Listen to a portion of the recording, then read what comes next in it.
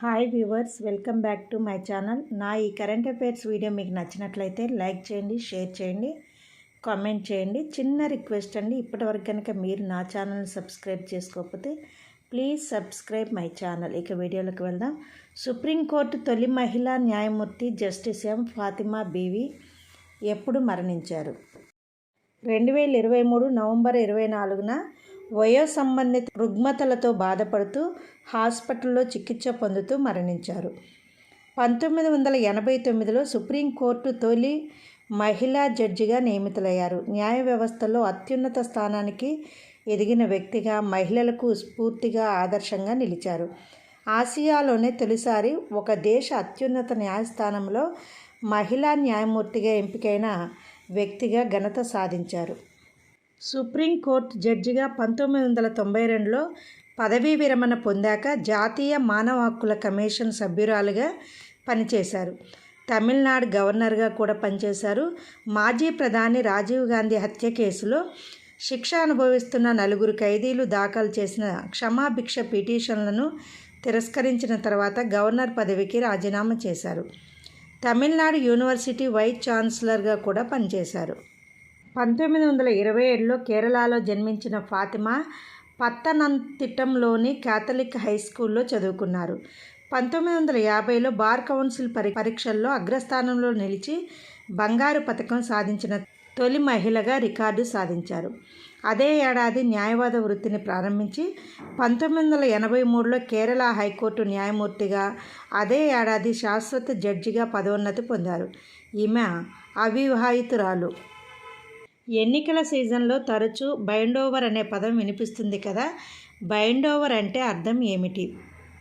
Answer: శాంతి భద్రతలకు విఘాతం కలిగించే రౌడీ షీటర్లు, నేరాలు, అక్రమంగా మద్యం, సారా, గంజాయి విక్రయాలు చేసేవారే కాకుండా ఎలాంటి నేరం చేయకపోయినా అనుమానాస్పద వ్యక్తులపై కూడా పోలీస్ శాఖకు బైండోవర్ కేసులు నమోదు చేసే అధికారం ఉంటుంది. ఈ కేసుల్లో అరెస్టు చేసిన వారిని తహసీల్దార్ ఎదుట బైండోవర్ చేస్తారు. హాజరుపరచడం బైండోవర్ అంటే. బైండోవర్ చేసిన వ్యక్తి తరపు వారి నుంచి పూచీకత్తు తీసుకొని బాండ్ పేపర్పై రాయించుకొని ఆ తర్వాత విడుదల చేస్తారు.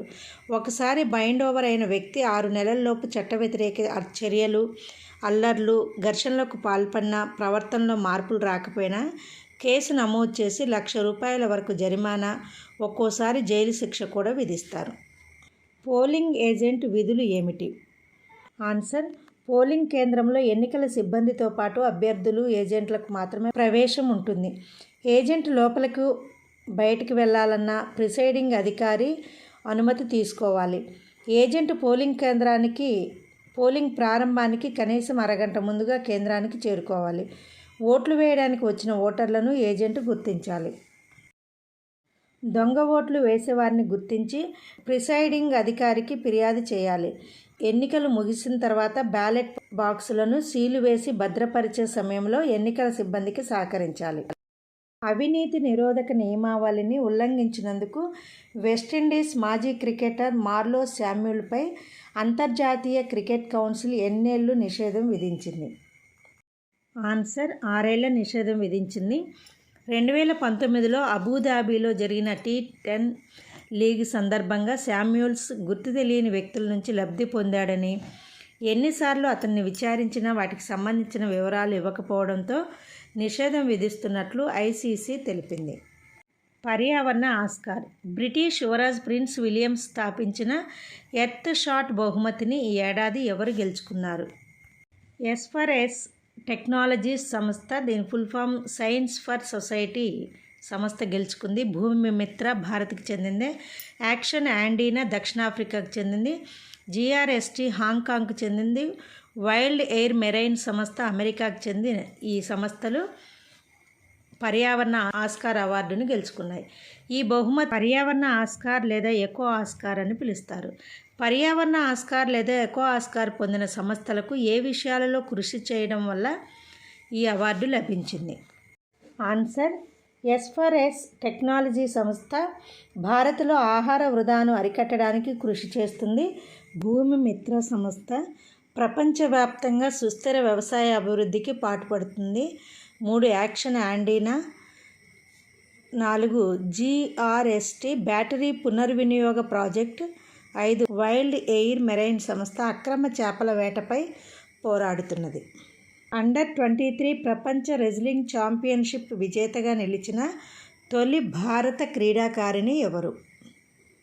Answer wrestler Ritika. అమన్ షరావత్ తరువాత ఈ ఘనత సాధించిన రెండో రెజ్లర్ రీతిక. అల్బేనియాలోని టీరాలో జరిగిన ఈ టోర్నీలో మహిళల 76 kgల ఫైనల్లో రీతిక 9-2తో కెనడీ బ్లేడ్స్ను ఓడించింది. కరుణ సిల్క్ పట్టుపురుగులను చంపకుండా పట్టు తయారు చేసే పద్ధతికి ఏ రాష్ట్రం శ్రీకారం చుట్టింది? ఆన్సర్ ఒడిశా రాష్ట్రం. ఈ విధంగా పట్టుపురుగులను చంపకుండా పట్టు తయారు చేసే పద్ధతికి కరుణ సిల్క్గా నామకరణం చేశారు. సాంప్రదాయ పద్ధతిలో పట్టు తయారు చేసే ఫిలమెంట్ సిల్క్కు స్వస్తి చెప్పి కొత్త పద్ధతిలో పట్టు ఉత్పత్తి చేస్తున్నట్లు ఆ రాష్ట్ర హ్యాండ్లూమ్స్, టెక్స్టైల్, హ్యాండ్ క్రాఫ్ట్ శాఖ డైరెక్టర్ శోభన్ కృష్ణ తెలియజేశారు. Indian green building council award ఏ రాష్ట్రానికి లభించింది? ఆన్సర్ తెలంగాణ రాష్ట్ర పారిశ్రామిక మౌలిక వసతుల కల్పన సంస్థకు లభించింది.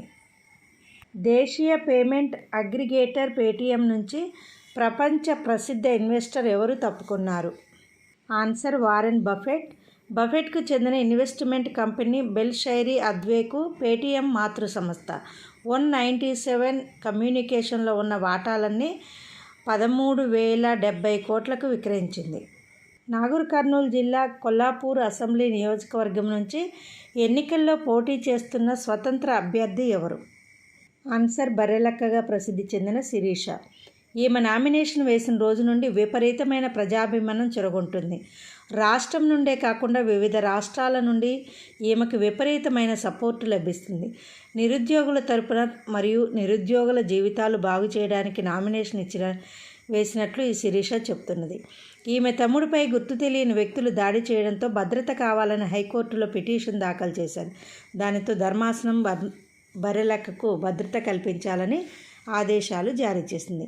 ఈమె విజయం నిరుద్యోగుల విజయంగా భావించి చాలామంది ఈమెకి మద్దతు పలుకుతున్నారు. ఉక్రెయిన్ దేశ రాజధాని ఏది? Answer Kyiv. Thank you for watching. Please do subscribe my channel.